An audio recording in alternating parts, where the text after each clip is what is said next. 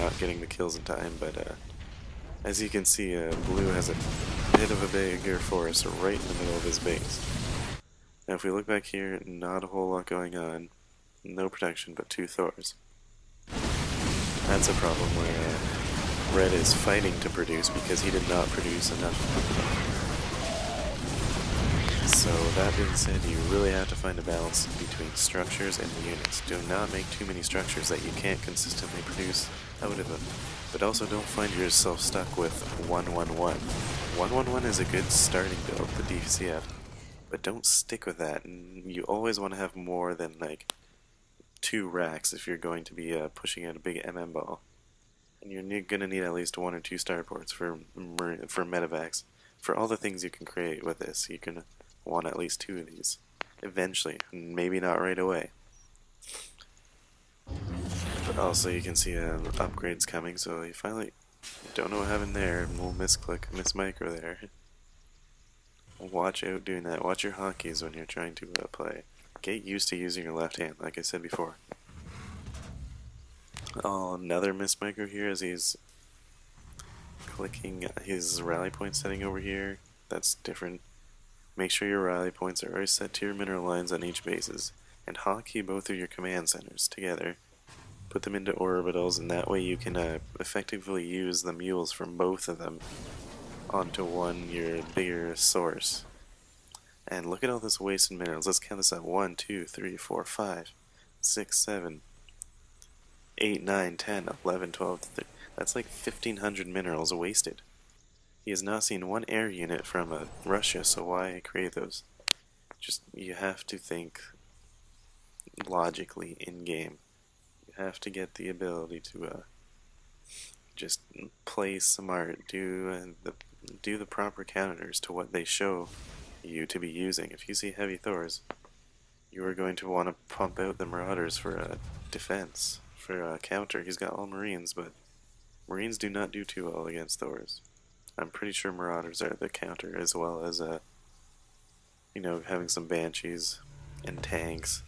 Now, here's a tip, if none of you knew this, tanks are more effective against large mech, like Ultras or Thors, when they are unsieged, because they attack faster, deal damage faster, and are able to hurt armored at a higher defense, a higher ratio when unsieged. So keep that in consideration when playing a heavy mech build.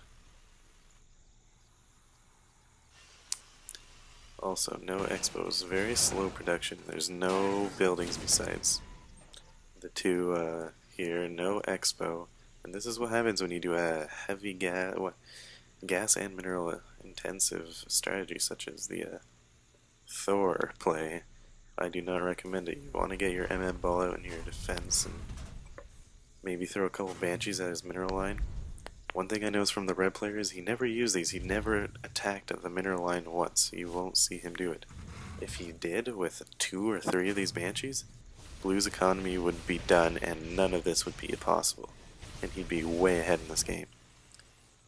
But because of it, he lacks defense, he lacks the use of these, and he's about to get steamrolled by 6 Thors, it looks like. And turrets, more useless turrets. Very useless. If you're going to defend your command side, your expansion, defend it with your units, with your MM ball, with your tanks, or whatever race you're playing. Defend it with your units. If you see air, because you should be constantly searching, if you see the air, then you want to get some turrets or anti-air.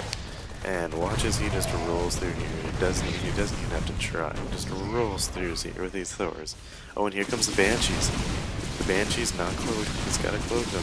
Miss micro here, picking them off, and there's the cloak. Oh, there goes the search. Pull them back. Pull them back. He's not pulling them back. And look at them just get melted. Just melted. That is such bad microplay there. You gotta work on your microplay. I don't mean to rip on this player here, Aquatic, but he should have pulled those back right away, waited for the scan to end, and gone to attack again. Although it looks like he has a heavy supply of sweeps over here. Still, it's worth microing your units away from things like tanks, or scans, or any of that stuff. Like, High Templars when they Psy Storm. Pulling your units away from that is going to help you in the fight. Don't just let them soak up the damage. As you can see, a win by blue here. This is I'm thinking a bronze match. As you can see, neither player is very strong.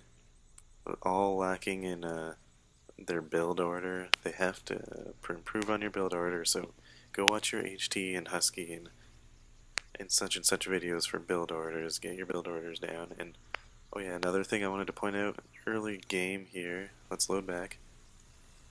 Look at his line of supply depots. This is very easy for drop. If a drop came right here and he killed off all these, all he would have to do is defend whatever army that the Terran player would have.